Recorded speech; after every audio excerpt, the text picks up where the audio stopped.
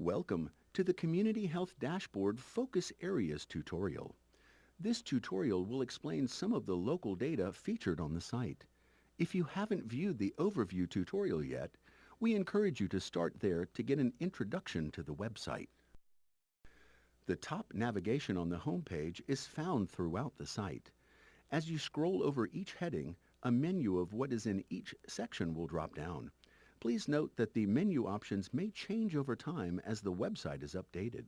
Let's look at the navigation bar at the top of the page to see our current focus areas.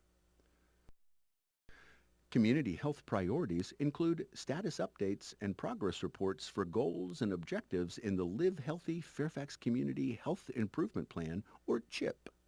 The CHIP has 7 priority issues: healthy and safe physical environment, active living, healthy eating, tobacco-free living, health workforce, access to health services and data.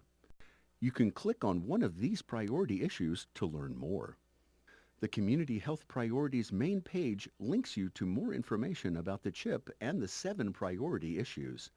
The page also has links to status updates for the CHIP and a customized CHIP dashboard. Scrolling down, you can click on a priority issue to learn more about it.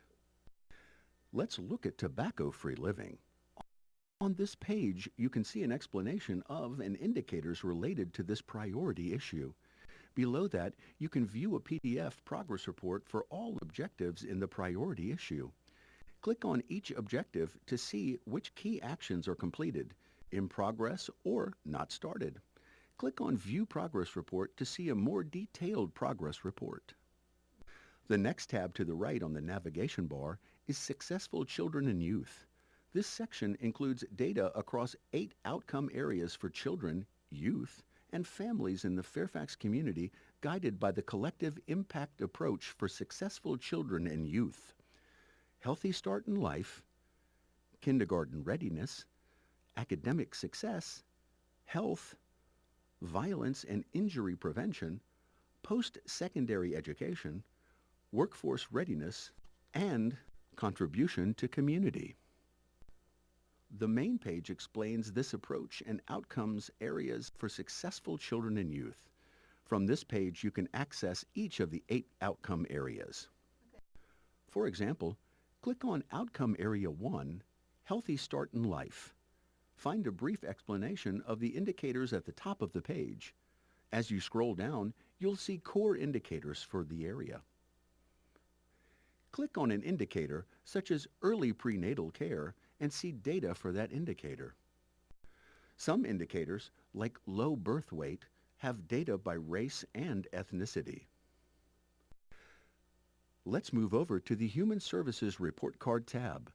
This tab shows 6 health and human services results: connected individuals, economic self-sufficiency, healthy people, positive living for older adults and individuals with disabilities, successful children and youth, and sustainable housing.